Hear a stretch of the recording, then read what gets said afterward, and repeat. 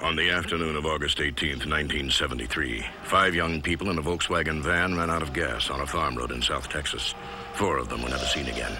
The next morning, the one survivor, Sally Hardesty Enright, was picked up on a roadside, blood-caked and screaming murder.